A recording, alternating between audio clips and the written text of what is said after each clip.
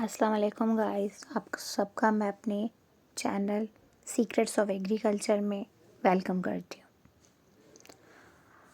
आज मैं अपना ये चैनल है या मेरा ये चैनल बनाने का मकसद ही यही है कि मैं आप लोगों को एग्रीकल्चर के रिलेटेड वो सारी इंफॉर्मेशंस दे सकूँ जो कि आप सबके पास होना बहुत ज़रूरी है, क्योंकि बीइंग अ ह्यूमन बीइंग हमें पता होना चाहिए एग्रीकल्चर का वो क्या है। सुनते हम हर किसी से हैं, हर किसी की ज़बान से सुनते हैं एग्रीकल्चर वर्ड के बारे में, लेकिन हमें बेसिकली उसके बारे में फुली नहीं पता कि एग्रीकल्चर है क्या, उसकी इम्पोर्टेंस क्या है हमारे लिए या इवन ह्यूमन बीइंग होने के नाते उसकी इम्पोर्टेंस क्या है। तो आज मैं आप सबको इसकी इम्पोर्टेंस बताऊंगी कि एग्रीकल्चर हमारे लिए क्या है, कैसे है, वो हमारे लिए कैसे काम आता है, हमारे पाकिस्तान के लिए उसकी इम्पोर्टेंस क्या है। तो ईच एंड एवरीथिंग मैं आपको बताऊंगी। आज सिंपली अल्फाजों में मैं आपको सिर्फ एग्रीकल्चर की इम्पोर्टेंस क्या है और एग्रीकल्चर खुद वर्ड क्या है, वो किस चीज़ को रिप्रेजेंट करता है, तो वही मैं आपको बताऊंगी आज। तो टाइम ज़्यादा वेस्ट ना करते हुए मैं अपनी लेक्चर की तरफ बढ़ती हूँ। एग्रीकल्चर, वही बात, मीनिंग और इम्पॉर्टेंट, जो दो चीज़ें आज मैंने आपको बतानी है अपनी इस वीडियो के थ्रू। बेसिकली एग्रीकल्चर को दो लैटिन वर्ड्स को मिक्स करके एक प्रॉपर वर्ड बनाया गया है एग्रीकल्चर। ठीक, एग्री और कल्चर।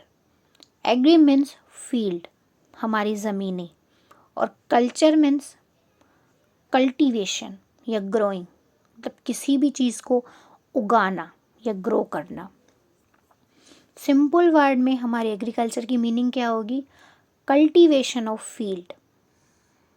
ठीक है, ये हो गई हमारी एग्रीकल्चर की मीनिंग।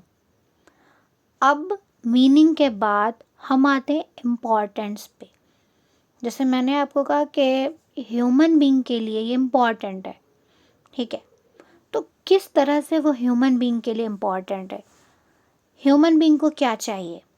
फूड चाहिए उसे अपनी ग्रोथ के लिए, ज़िंदा रहने के लिए किस चीज़ की ज़रूरत पड़ती है?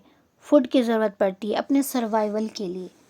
तो फूड हमारा क्या है, वो कहाँ से आता है? वो सारा हमारा एग्रीकल्चर से आता है। हम सब्जियां खाते हैं, हम फ्रूट्स खाते हैं, सब कहाँ से आता है? हमारा एग्रीकल्चर से आता है, प्लांट से आता है, क्रॉप से आता है। तो ये हमारी एक इम्पॉर्टेंट है कि ह्यूमन बीइंग के सर्वाइवल के लिए उसे फूड की नीड पड़ती है। दूसरी हमारी क्या है? दूसरी हमारी जो सबसे ज़्यादा इम्पॉर्टेंट है वो यही है कि हम अपने डेली बेसिस पे एग्रीकल्चर यूज़ करते हैं। किस तरह से एग्रीकल्चर यूज़ करते हैं? हम रोज़ाना खाना खाते हैं फूड के थ्रू, ठीक है। उसके अलावा हम मिल्क, एक दूध वगैरह हम यूज़ करते हैं, वो कहाँ से आता है? वो हमारा डेयरी से आता है। डेयरी हमारा क्या है?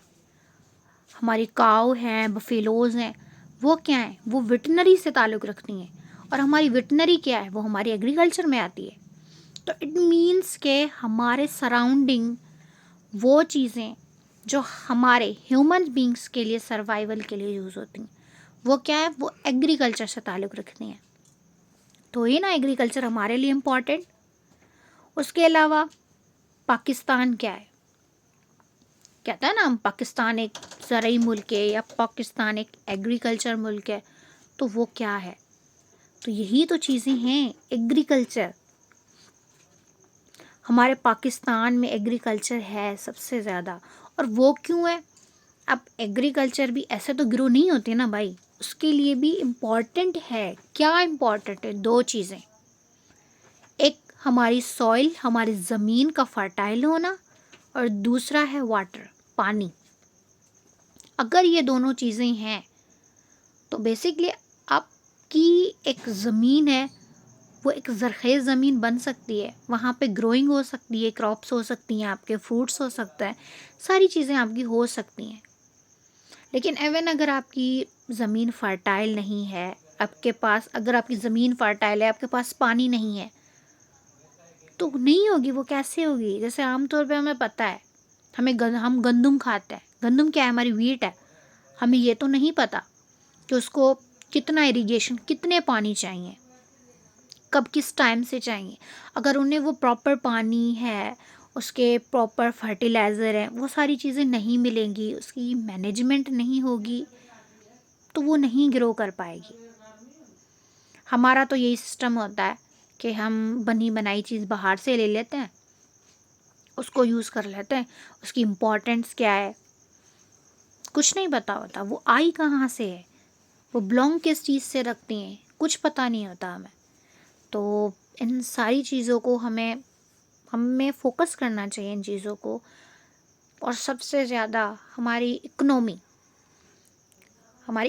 क्या है, जो हमारे पाकिस्तान मुल्क की है, वो सबसे ज़्यादा हमारी एग्रीकल्चर पे डिपेंड करती है। हमारे टेक्सटाइल्स वगैरह हैं, हमारी मिलें हैं, वो कैसे चलती हैं? वो हमारी एग्रीकल्चर पे चलती हैं। मैं आपको एग्ज़ाम्पल देती हूँ, कॉटन का ले लो आप। हम कपड़ा पहनते हैं, वो कहाँ से आता है? वो कॉटन से आता है। धागा कहाँ से बनता है? फाइबर हमारा कहाँ से बनता है? कॉटन से बनता है। अगर हम एग्रीकल्चर में कॉटन को हम ग्रो ही ना करें, तो कहाँ से हमारी वो मिलें चलेंगी? कहाँ से हमारे वो टेक्सटाइल चलेंगे? इवन सिर्फ यही नहीं है, हमें धागा नहीं मिलता, हमें थ्रेड नहीं मिलता कपड़ा बनाने के लिए कॉटन से। उसके अलावा हमें ऑयल मिलता है, बहुत सारी चीज़ें मिलती हैं। एक क्रॉप हमारा काफ़ी चीज़ों में हमारी हेल्प करता है, काफ़ी इंडस्ट्रीज़ को चलाने के लिए हमारी हेल्प करता है। मैं आपको दूसरा एग्जांपल दे दूँ, शुगर कैन का। वो क्या करता है? शुगर, वो कहाँ से आती है? चीनी हमारी कहाँ से आती है? इसी शुगर कैन से आती है ना। अगर हम शुगर कैन कल्टीवेट ना करें, उसको ग्रोथ ना करें, उसकी मैनेजमेंट ना देखें, चीज़ें ना देखें, तो कहाँ से हमारे पास शुगर आए? तो हमारी एग्रीकल्चर पे हमें फ़ोकस करना चाहिए, ध्यान देना चाहिए, क्या है, कैसे है, उसको कैसे हमें फ़र्दर ग्रो करना है, उसे कैसे सेव करना है, इंसेक्ट से कैसे बचाना है, कौन से डिजीज़ेज़ हैं, पैथोजेन्स हैं, उनसे हमें अपनी क्रॉप को सेव करना है और उसे हार्वेस्टिंग तक पहुंचाना है। ताकि हार्वेस्ट होंगी तभी तो हम तक पहुंचेंगी ना। हमारे सर्वाइवल के लिए वो हमारे लिए बेनिफिट होगी तभी जब वो हार्वेस्ट होंगी। और हार्वेस्ट वो इन केस होंगी अगर हम उन्हें हर उस ख़तरे से बचाते हैं जो उनके लिए हार्मफुल है। हम ह्यूमंस के लिए भी तो चीज़ें हार्मफुल होती हैं, हम भी तो खुद को सेव करते हैं उन चीज़ों से। तो इसी तरह हमें अपनी क्रॉप्स को भी उन चीज़ों से सेव करना चाहिए। आई होप कि आपको मेरी बातें समझ आ गई होंगी। तो इंशाल्लाह अब यही लेक्चर मैं यहीं पे एंड करती हूँ और दोबारा मिलेंगे हम अपने दूसरे लेक्चर के साथ। तब तक के लिए अल्लाह हाफ़िज़।